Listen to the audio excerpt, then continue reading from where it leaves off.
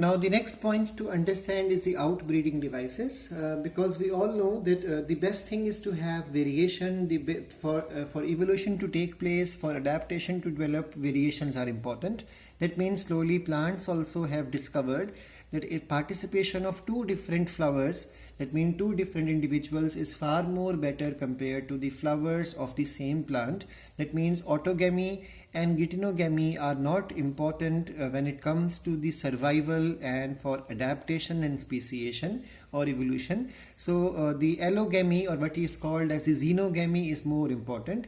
That's why majority of the flowering plants, they produce hermaphrodite flowers. So we all know flowers are maximum plants around us. When we see their flowers, they are hermaphrodite. It means bisexual. That means there are maximum chances of the pollen grains of the same flower making a contact with the stigma of the same flower. But that is not good, because it will cause, this continuous self-pollination will cause inbreeding depression.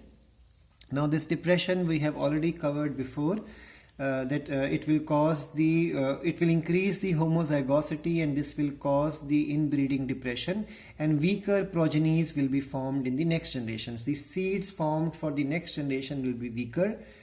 So flowering plants have developed many methods to discourage self-pollination and to encourage cross-pollination, because they know if they perform cross-pollination, they are going to develop stronger varieties and stronger generation seeds in the next generation. So in some species, there are some adaptations now discussed here. This paragraph is favorite one to come in the board exams.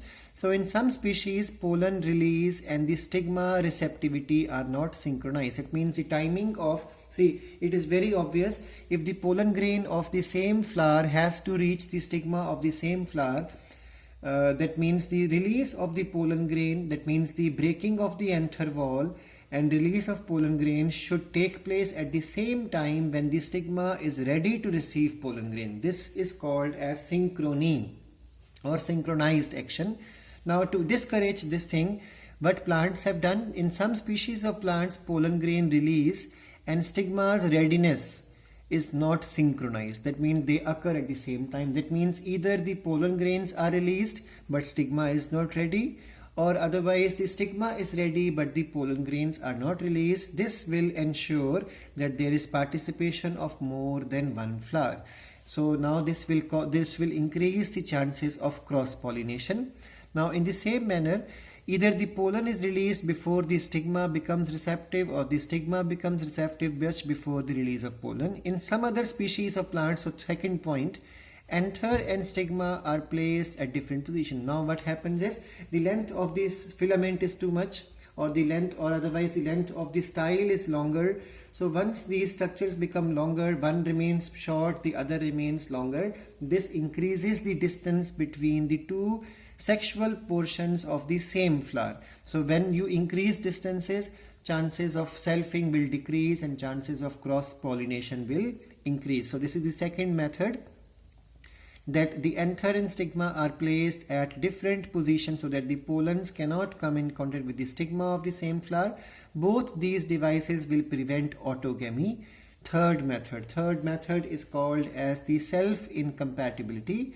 This is a genetic mechanism and prevents the self-pollen from the same flower as well as any other flower of the same plant. That means same individual flowers. If there are 100 flowers, 100 of them will fail to cause even geitonogamy. So inbreeding depression is something which will stop autogamy as well as stop geitonogamy. See, what we have covered in these 2 points are that when the receptivity is different and when the distance is increased, this will only stop autogamy. This will not stop geitonogamy. But the self-incompatibility will stop both autogamy as well as geitonogamy. So it's a genetic mechanism which prevents the pollen of the same flower or the flowers of the same plant from fertilizing the ovules by inhibiting pollen germination or by stopping pollen tube in the style.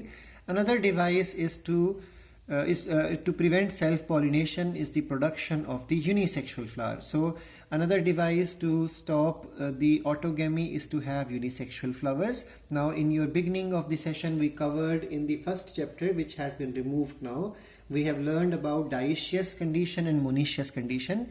So let's go through it. If both male flower and female flowers are present on the same plant, so this is called as monoecious condition.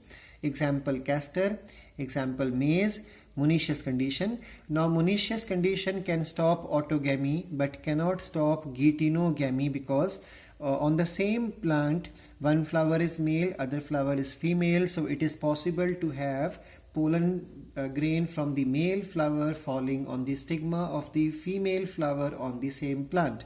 So monoecious situation will stop autogamy but will not stop geitonogamy, and we have already learned geitonogamy is equal to self-pollination. So in several species like papaya, male female flowers are present on different plants. So when they are present on different plant, it is called as dioecious situation. So in dioecious situation, autogamy as well as geitonogamy both are prevented. So this is better compared to the monoecious. Monoecious situation only stops autogamy but does not stop geitonogamy, and dioecious situation prevents both. So which one is better? Dioecious situation is better.